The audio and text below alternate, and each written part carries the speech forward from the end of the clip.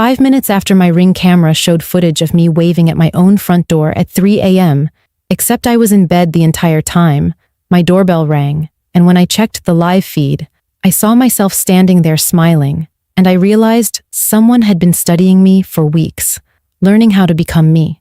I'm Sloan Rivera. I'm 31 years old, I'm a freelance investigative journalist, and I live alone in a townhouse in Minneapolis. I installed a Ring doorbell camera 6 months ago because I thought it would make me safer. I thought having eyes on my front door would protect me from package thieves and unwanted visitors.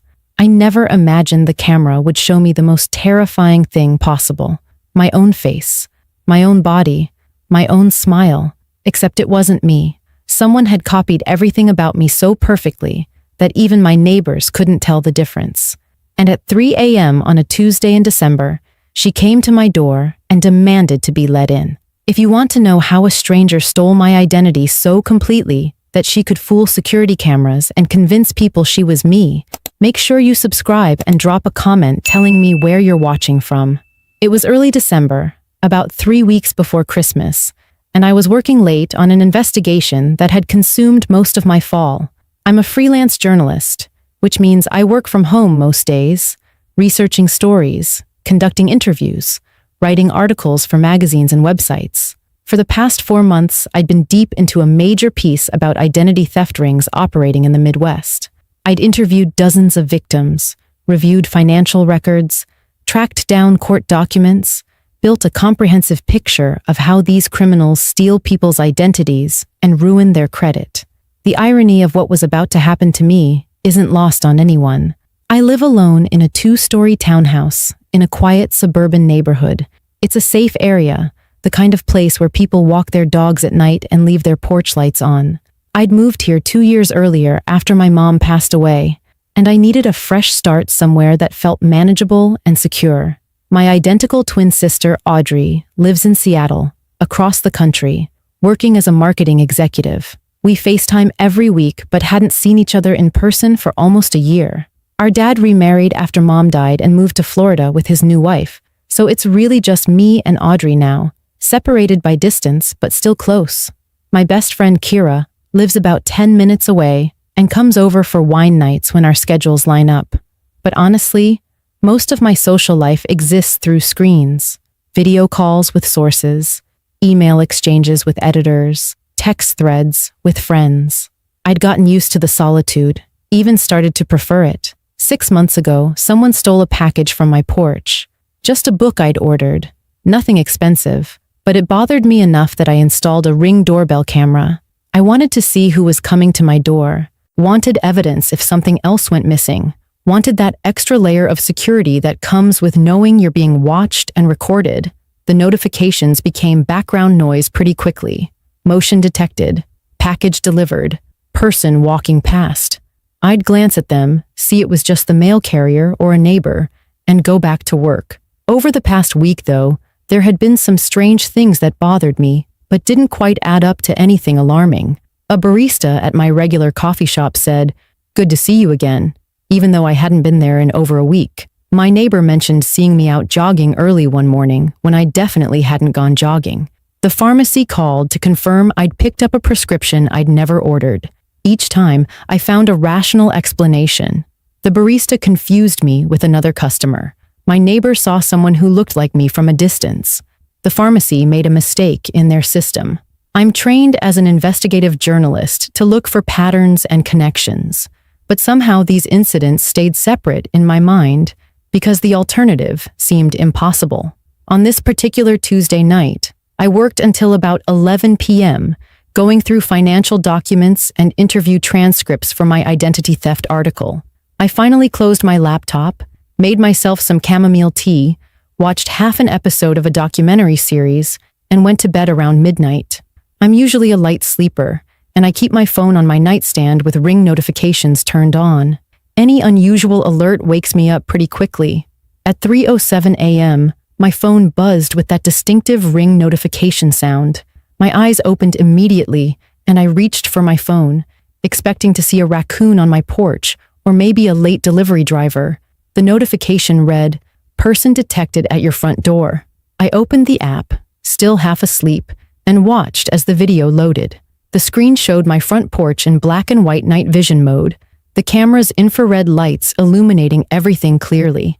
And standing there, directly in front of my camera, waving at it like she was greeting a friend, was me. Same dark brown shoulder-length hair, same height and build, wearing clothes I recognized from my own closet, a gray hoodie, and black leggings that were folded on my bedroom shelf at that exact moment. The woman on my porch was smiling my smile, waving my wave, standing in my posture. And it wasn't me. I was in bed, staring at my phone, watching someone who looked exactly like me standing on my front porch at 3 a.m. My brain couldn't process it. This had to be some kind of glitch. Maybe the app was showing me old footage from when I'd checked the camera earlier. But no, the timestamp clearly showed it was happening right now. 3:07 a.m. Live. I watched the 30-second clip again. The woman waved, smiled wider, then stepped out of frame and walked down my porch steps toward the street, disappearing into the darkness. I sat up fully in bed, my heart starting to pound. I got up and went to my bedroom window that faces the street. I looked out but saw nothing. No cars, no people, just empty street under the glow of streetlights. I went back to my phone and checked the live camera feed. My porch was empty now. Everything looked normal, but I knew what I'd just seen. Someone who looked exactly like me had been standing at my door, waving at my security camera in the middle of the night. My hands were shaking as I sat on the edge of my bed, replaying that Ring footage over and over.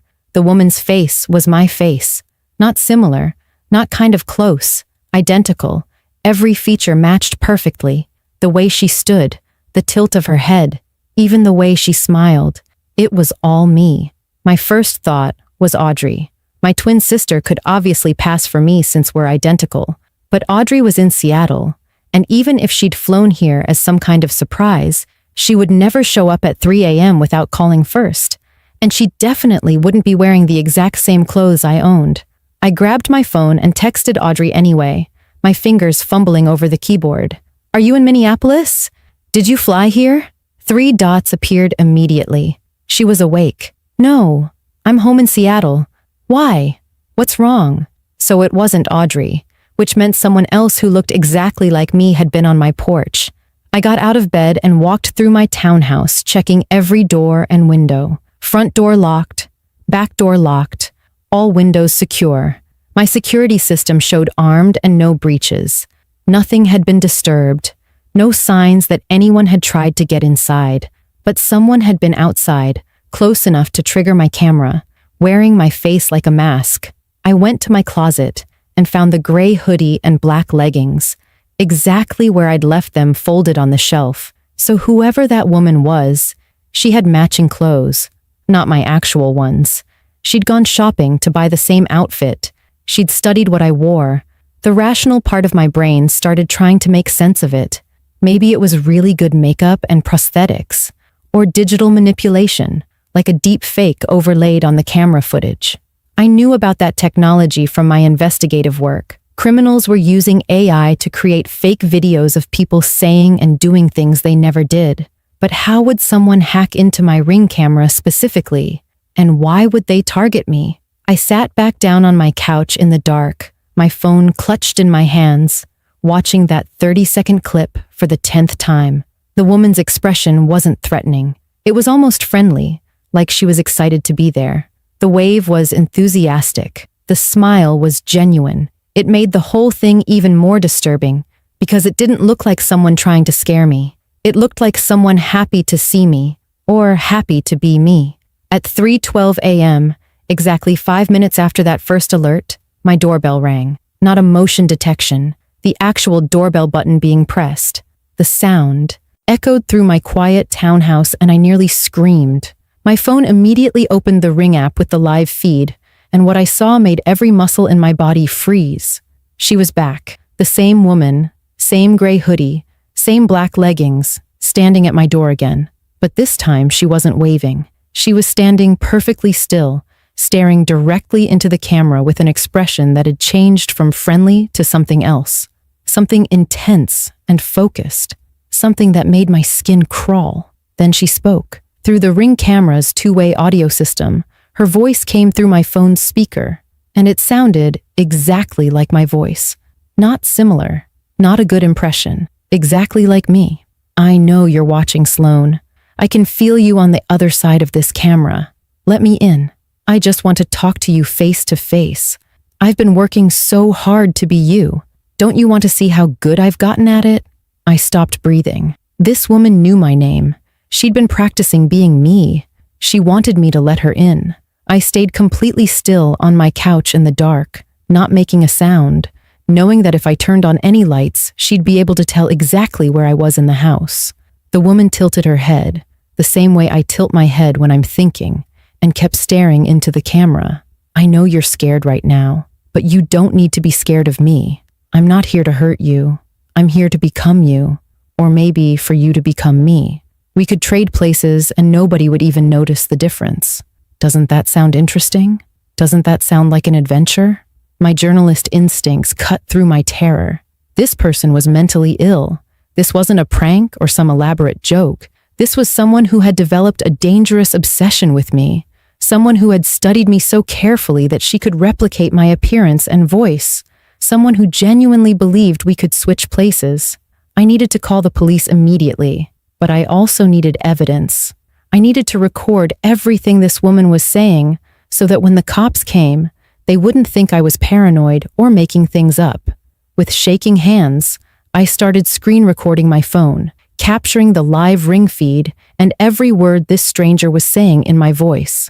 Then I opened my mouth and used the two-way audio to respond, forcing my voice to stay calm. Who are you? How do you know my name? The woman's face lit up with excitement that I was talking back to her. I'm you, Sloan. Or I'm becoming you, which is almost the same thing. I've been studying you for weeks now. I know everything about you. Your coffee order at Stella's is a vanilla oat milk latte. You go jogging around the lake on weekends, but only when it's warmer than 40 degrees. You bite your bottom lip when you're concentrating. You have a scar on your left knee from falling off your bike when you were 9 years old. Should I keep going? I have so much more. My stomach turned as I listened to this stranger recite details about my life that she shouldn't know. The coffee order was public enough. Anyone could observe that.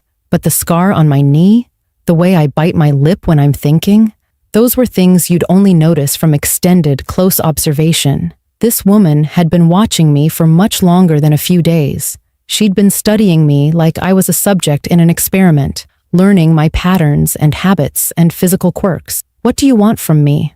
I asked through the Ring speaker, my voice shaking despite my effort to sound steady. The woman smiled wider, clearly pleased that I was engaging with her. I already told you. I want to be you. Your life is so much better than mine. You have this beautiful house and interesting work and people who care about you. I want all of that. And the best part is, I've gotten so good at being you that I could just slide into your life and nobody would know the difference. I've already tested it. I went to your coffee shop yesterday morning and ordered your drink, and the barista smiled at me like she knew me. I jogged past your neighbor's house, and he waved and said good morning. I even went to your pharmacy and picked up medication in your name. Everyone believed I was you, because I am you now. Every strange incident from the past week suddenly made horrible sense. The barista recognizing me when I hadn't been there. My neighbor mentioning seeing me jogging. The pharmacy calling about a prescription I never ordered. It had all been her, practicing being me in public, testing how well she could fool the people in my life. While keeping the Ring app open and recording, I reached for my Apple Watch with my other hand and used it to text Kira. Emergency. Someone at my door pretending to be me. Call police. Don't come here. Then I used the watch to dial 911, keeping my phone focused on recording every second of this encounter. The dispatcher answered on the second ring. 911, what's your emergency? I kept my voice as low as possible, moving quietly to my downstairs bathroom where there were no windows facing the street. My name is Sloan Rivera. I'm at 847 Pinewood Lane. There's a woman at my front door who's impersonating me. She looks exactly like me and she's been stalking me. I have video evidence. I need officers here right now. The dispatcher's tone became more urgent. You said someone looks exactly like you? Is this a family member or someone you know? No, I have no idea who she is, but she's copied my appearance and she's been following me and watching me. She's on my front porch right now and I'm recording everything on my security camera. Officers are being dispatched to your location now. Can you stay on the line with me? Are all your doors and windows locked? Yes, everything is locked. I'm safe inside, but she's outside demanding that I let her in. Through the Ring app audio, I could hear the woman on my porch getting frustrated that I'd stopped responding. Sloan, why did you stop? Talking to me? I thought we were having a conversation. Don't you want to understand how much work I've put into this? I've been so dedicated to learning everything about you. Then something on my phone caught my eye that made my blood run cold. I opened my Ring app settings and saw that there were 2 devices logged into my account. My phone and another device I didn't recognize. Someone else had access to all my Ring camera footage. This woman had been logged into my account for weeks, watching every time I came and went, studying how I moved and dressed and carried myself. She'd been using my own security system to stalk me. My hands shook as I immediately changed my Ring password, which automatically logged out all other devices. I watched as the woman on my porch pulled out her phone, looked at it with confusion and then anger, realizing she'd been kicked out of the account. That wasn't very nice, Sloan, she said, her voice taking on a sharp edge now. I was only watching you to learn, to become better at being you. You should be flattered that someone wants your life this badly. Most people never have someone care about them this much. In the distance, I heard sirens. The woman heard them too. Her expression shifted from anger to something like disappointment, mixed with determination. I guess our first face-to-face meeting is going to have to be cut short. But don't worry, I'm not giving up. I've worked too hard on becoming you to stop now. This is just the beginning, Sloan. You're going to see me again. And next time, you might not even realize it's me, and not you. She turned and walked calmly down my porch steps, moving with my exact gait and posture, disappearing into the shadows between the streetlights. By the time 2 police cars pulled onto my street with their lights flashing, she was completely gone. I unlocked my front door with trembling hands as Officer Chen and Officer Rodriguez approached. I must have looked terrified because Officer Chen immediately asked if I was hurt, if I was safe, if the person was still nearby. I shook my head and held up my phone. I have everything recorded. You need to see this right now. We went inside and I played them the footage. I watched their expressions change from professional skepticism to genuine concern as they saw a woman who looked identical to me standing on my porch at 3 a.m., talking about becoming me, revealing that she'd been impersonating me around my neighborhood. Officer Rodriguez immediately called for a detective, while Officer Chen started taking my statement, asking me to describe every strange thing that had happened over the past weeks. By the time Detective Marcus Hammond arrived at 4:30 a.m., I'd gone through everything 3 times, and the weight of what had been happening was finally hitting me. Someone had been stealing my identity, but not in the way I'd been investigating for my article. She wasn't after my credit cards or bank account. She was after my entire existence. She wanted to become me so completely that even I wouldn't be able to tell the difference. Detective Marcus Hammond sat at my dining table reviewing the Ring footage for the 3rd time, his expression growing more serious with each viewing. He was in his late 40s with graying hair and the kind of calm demeanor that comes from years of dealing with worst-case scenarios. He asked me to walk him through every strange incident from the past weeks, taking detailed notes on everything. The coffee shop barista, the neighbor who saw me jogging, the pharmacy calling about a prescription. Each incident that I'd dismissed as a simple mistake now formed a clear pattern. This person has been conducting what we call practice runs, Detective Hammond explained. She's been testing how well she can pass as you in public settings before attempting direct contact. The fact that she came to your home and revealed herself means she's escalating. People with this type of obsession don't stop on their own. They have to be stopped. He asked me if I had an identical twin, and I explained about Audrey living in Seattle. He asked about other family members who might resemble me, and I told him about my dad in Florida. but nobody who looked enough like me to explain what I'd seen on that camera. Then we're dealing with someone who either naturally resembles you closely enough that styling and mannerisms can complete the illusion, or someone who's had cosmetic procedures to look more like you. Combined with the obsessive studying and the desire to become you, this fits a specific psychological profile: borderline personality disorder with identity disturbance and obsessive features.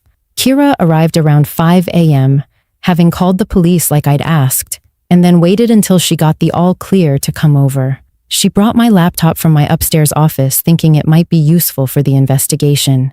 As she handed it to Detective Hammond, something clicked in my memory. "Wait," I said, my heart racing as the pieces connected. About 3 weeks ago, I interviewed someone for my identity theft investigation, a woman named Jill Meadows. She contacted me saying she was a victim of identity fraud and wanted to share her story. But when I met with her, something felt off. Her story didn't quite make sense. She kept deflecting my questions and asking me personal things instead. I got uncomfortable and ended the interview early. I didn't include her testimony in my article. Detective Hammond's attention sharpened immediately. "Do you have contact information for this person?" I pulled up my interview notes and found Jill Meadows' phone number and the address she'd given me. Detective Hammond ran the information through his system, and within minutes, his entire demeanor changed.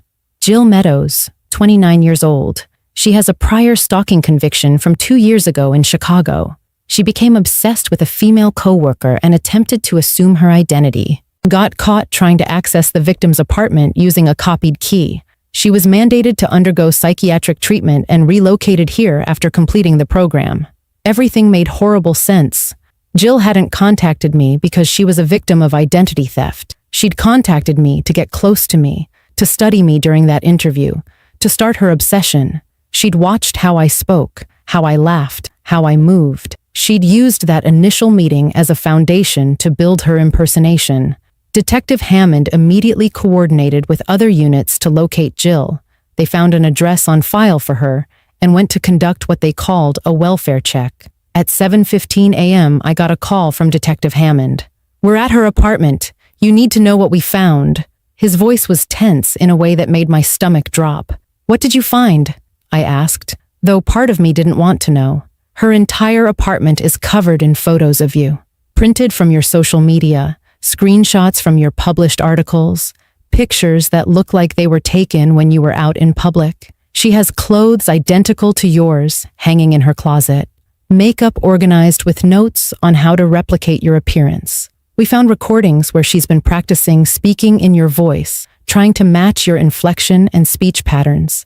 And there's a journal, Sloan. Pages and pages where she's been writing entries pretending to be you, practicing inhabiting your identity. I felt like I might throw up. Is she there? Did you arrest her? We have her in custody now. She's being cooperative, actually. Disturbingly cooperative. She keeps saying she just wanted to be close to you, that she admired you so much she wanted to become you. She's being taken for a psychiatric evaluation, but based on the evidence in this apartment, she'll be facing multiple charges, including stalking, identity fraud, harassment, and unauthorized access to your security system. An hour later, Detective Hammond returned to my house with photos of what they'd found in Jill's apartment. I forced myself to look, even though every image made me feel more violated. My face covered every wall of her bedroom. She'd created a timeline of my daily routine with notes about where I went and when. She had folders organized by topic: my work schedule, my coffee shop visits, my jogging routes, my clothing choices. Most disturbing was a section she'd titled Becoming Sloan, where she documented her transformation process day by day, noting what she'd practiced, where she'd tested her impersonation, how successful each attempt had been. The pharmacy incident was her first successful public test, Detective Hammond explained. She walked in confidently, gave your name and birth date, and they handed over medication without question. That's when she knew she'd gotten good enough to escalate. I learned that Jill had been watching my Ring camera for almost 2 weeks after somehow accessing my account. Credentials, possibly through phishing or social engineering. She'd studied every time I left my house, every delivery person I interacted with, every neighbor I waved to. She'd learned my body language so precisely that she could replicate it. The journal entries were the hardest to hear about. Detective Hammond read me a few excerpts, and hearing my own thoughts and feelings described in someone else's handwriting made my skin crawl. She'd been writing as me, practicing being me on paper before attempting it in real life. I am Sloan Rivera. I wake up at 7 a.m. and make coffee. I check my email. I start writing. This is my life now. This is who I am. Over and over, she'd written variations of the same thing, trying to convince herself that my identity could become hers. Jill was formally arrested and charged with multiple felonies. The psychiatric evaluation revealed severe borderline personality disorder with dissociative features and obsessive tendencies. She'd struggled with identity disturbance for years, feeling like she had no solid sense of self. When she'd encountered me during that interview, something had triggered an intense fixation. She'd decided that if she could become me, she'd finally have a clear identity. The court ultimately found her incompetent to stand trial and committed her to a long-term psychiatric facility with a minimum stay of several years. I couldn't sleep in my townhouse for over a week after everything happened, even knowing Jill was locked in a psychiatric facility. Even with upgraded security and new cameras installed, I couldn't shake the feeling of being watched. Every time I walked past a window, I imagined her standing outside studying me. Every time I caught my reflection, I thought of her wearing my face. I stayed with Kira for those first few nights, sleeping on her couch because being alone felt impossible. My twin sister Audrey flew in from Seattle the day after Jill's arrest, and seeing her face, the same face Jill had copied, was initially jarring. But having Audrey there also helped ground me. We stayed up late talking about identity, about what it means when someone tries to steal not just your credit cards or passwords, but your entire self, your existence, your way of moving through the world. She wanted to erase you and replace you, Audrey said one night.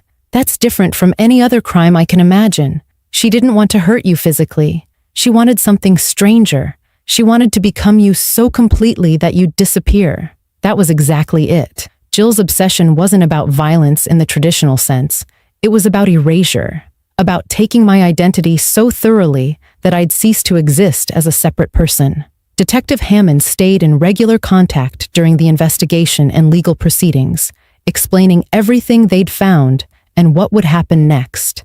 The evidence was overwhelming. The photos covering her walls, the practice recordings, the journal entries, written in my voice, the unauthorized access to my Ring account, the pharmacy fraud.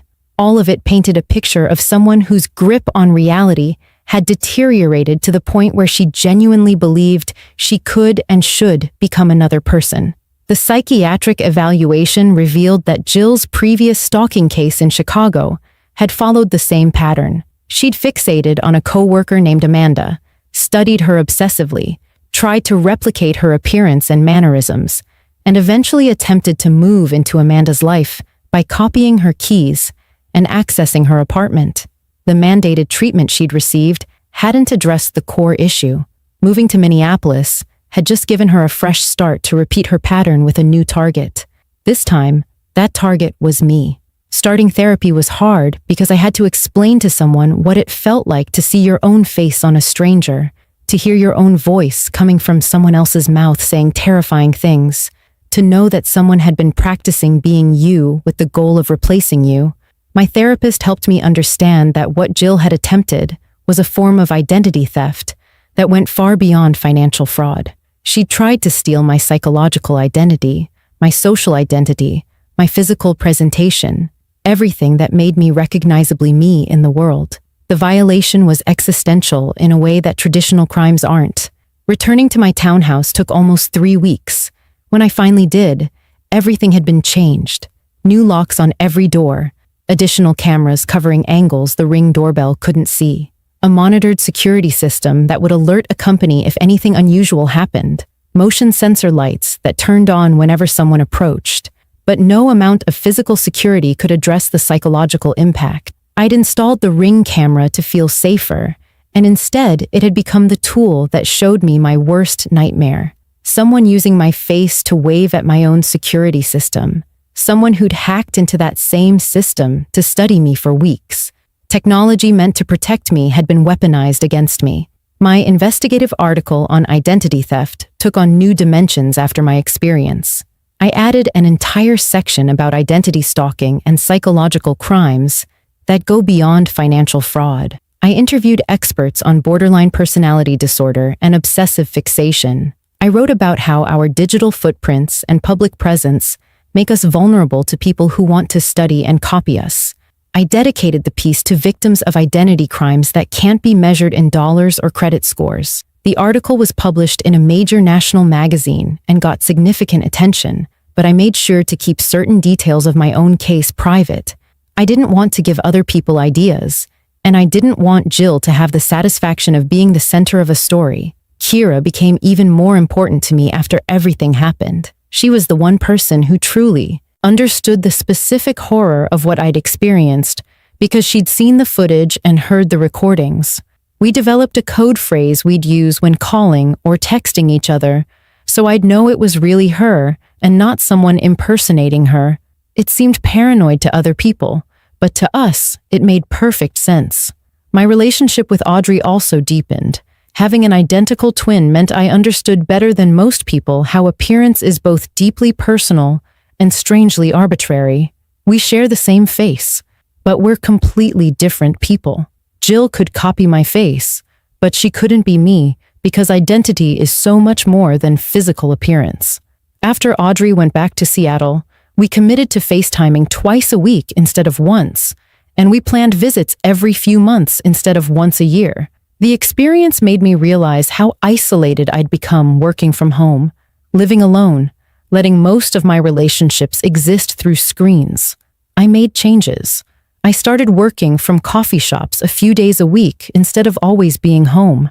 I joined a local journalists' networking group that met monthly. I made an effort to have in-person interactions instead of defaulting to digital ones, not because I was afraid of being alone, but because I realized that identity isn't just internal, it's also relational, built through connections with other people who know you as more than just a face or a set of mannerisms.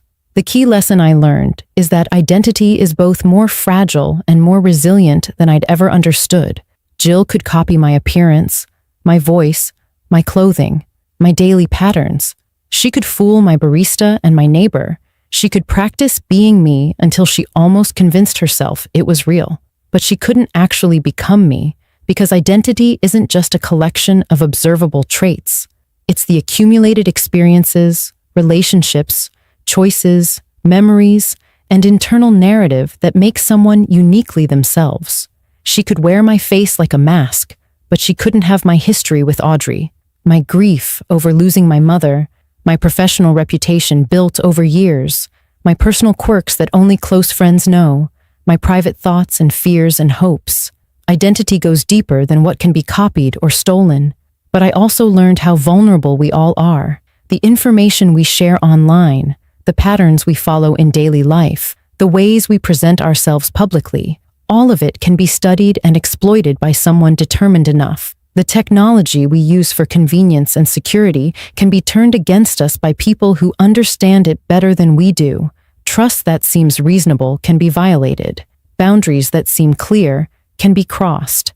I think about that ring notification at 3 a.m. constantly. Person detected at door. Such a routine alert. I'd seen it hundreds of times, but this time, the person it detected was me. Except it wasn't me at all.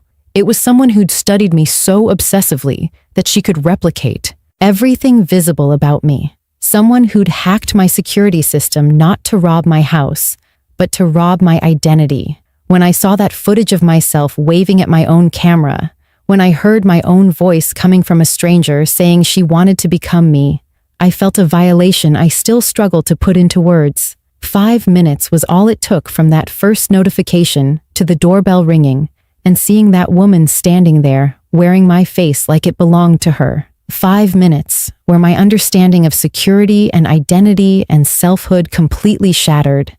I'd spent months investigating crimes where people steal social security numbers and drain bank accounts. Those violations are serious and destructive. But what Jill tried to do was different. She tried to steal me. Not my information, but my existence. Not my accounts, but myself. I'm still processing what it means that identity can feel so solid and so permeable at the same time. That someone can practice being you until they convince your neighbors and your barista. That the boundary between you and someone else can feel frighteningly thin when they study you carefully enough. But I've also learned that identity is more than surface details. It's everything underneath that can't be seen or copied or stolen. The internal narrative, the private experiences, the relationships built on shared history, the person you are when nobody's watching. Jill could look like me and sound like me and move like me, but she couldn't be me because being me isn't about those external things. It's about everything underneath that she couldn't access, no matter how obsessively she studied me. The Ring camera was supposed to make me safer. Instead, it showed me the most terrifying thing I could imagine, my own face distorted by someone else's obsession, demanding to be let in. But it also provided the evidence that saved me, that stopped Jill before she could escalate further, that proved I wasn't imagining this nightmare. Technology failed me and protected me in the same moment, and I'm still living with that paradox. If this story made you think about your own digital footprint and who might be watching, please subscribe for more real stories about identity, technology, and the unexpected ways our tools can be used against us.